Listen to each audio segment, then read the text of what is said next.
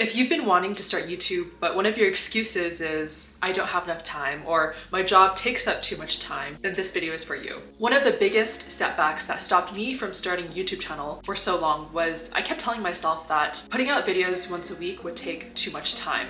But in reality, I'd never done it before, so I didn't know how much time it would take. As someone who posted my first video 3 months ago, here are some tips on how I carve out time to be able to post my videos once a week. With that said, my first tip is to use the small pockets of time that you have. Figure out what YouTube tasks that you can start and make good progress on within a very short amount of time. For me, this might include writing bullet points to script out my next video. Maybe it's starting to work on my thumbnail by simply uploading the photos or inputting the text, whatever it may be. Then every time I have this small pocket of time, I'll automatically open up Canva or Notion and I'll start scripting and creating. If I have a little bit of a longer time period, like 15 minutes, sometimes I'm really surprised at how much I can get done in 15 minutes. That 15 minutes of work could save me 20 to 25 minutes in the future, because if I finish the task, then later on I don't have to go back and open up the task again and try to get into my flow state all over again. Even if you do the little things like getting the unformatted text into your thumbnail draft, or you start cutting out the silences as you're editing your videos, whatever progress you've made is already a big chunk of work. The next time you open up your work, you have that many fewer tasks to do. And for me, knowing that I've already finished a chunk of work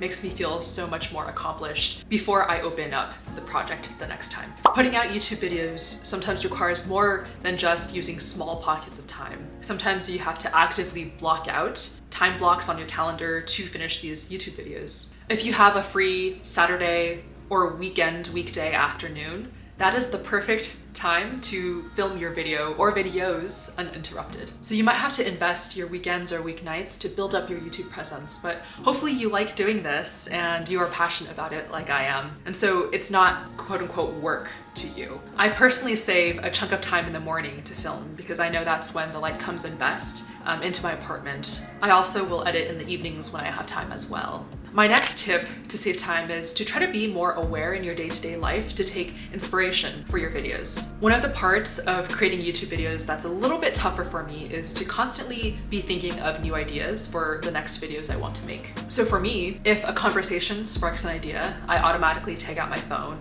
and I put it in my notes app. I'll generally flush these ideas out later and see if it actually makes sense to put them in a video, but being more present and having my ear and mind open for new video ideas sometimes helps me not have to worry about planning later on. And so I don't have to reserve that sit down time for brainstorming, and rather I can use it to edit or script my next video. Sometimes in conversations when I'm catching up with friends, I'll even ask them for video ideas and I'll say, hey, I am making a channel about X, Y, and Z topics. Do you have anything that you think would be interesting to learn about? And I'll get a lot of ideas that way as well, especially if my friend is, say, the type of target audience that I'm trying to build. I also think about my different experiences and learnings. For example, if I'm traveling or if I've started a new hobby, I think about if the learnings from these experiences make sense to incorporate into a next video. Even if the ideas or learnings don't make sense for the videos I'm trying to put out in the short term, maybe I could put it on the back burner for something I might be creating in 6 months to a year.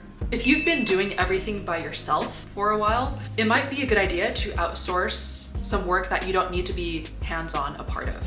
If the core of your YouTube channel is about your knowledge, then you can outsource your video editing, maybe your thumbnail creations to other people so that you can just focus on coming up with video ideas and filming. This can give you back multiple hours per week so that maybe you can crank out more videos, or maybe you can just take some well-deserved rest. There are many freelancers on Fiverr and Upwork that focus specifically on video editing for YouTubers, so that could be a great first place to check. For transparency, I haven't started outsourcing yet. I'm still learning everything and I want to gain a certain level of proficiency before I start to outsource. I just figured if I'm going to outsource something, say video editing, I want to be able to know that I can make videos of a certain quality so that if for whatever reason I can't outsource video editing anymore, I can continue outputting videos of a certain quality. My next tip is to batch create for efficiency. Whenever possible, And I say whenever possible because it's not always possible for me. Try to make it so that you're doing the same job all at one time.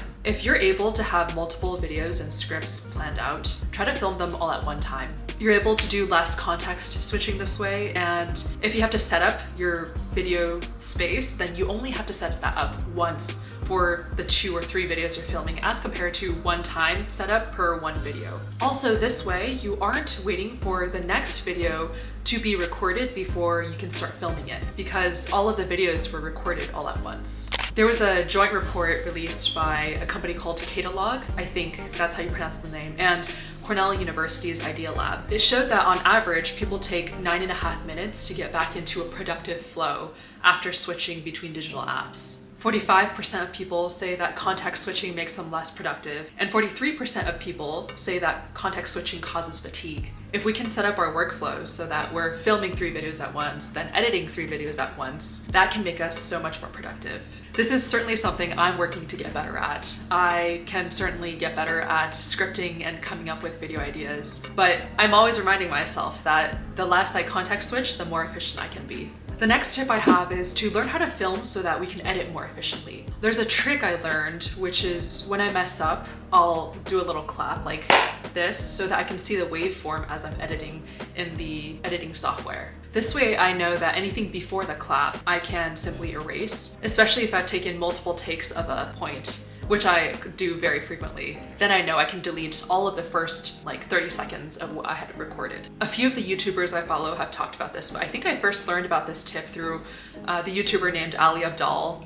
And once I've picked it up, it's become so much easier for me to edit faster. And if you're filming vlogs or product shots, maybe you can figure out signals that will work for you, so your future self can quickly access the clips that you do or don't want to make the editing process a little bit easier for yourself. This leads me into my next point, which is learn the video editing shortcuts. If you're editing your own videos, learn how to cut down the time it takes to edit. The first couple of videos I edited for YouTube, it took me so long because I didn't have the clap hack, and I also didn't know to look for the audio waveforms to figure out what I could delete. And once I learned to look for the audio waveforms, I was unstoppable. Also, keyboard shortcuts are huge. I recently started trying out Final Cut Pro, and I learned a few keystrokes that makes video editing so much faster for me. For example, one thing I learned in Final Cut Pro that makes me so much more efficient is in one keystroke being able to trim and delete an edge of a video. And that use case is really helpful if I'm trying to cut out ends of clips where I'm not speaking anymore to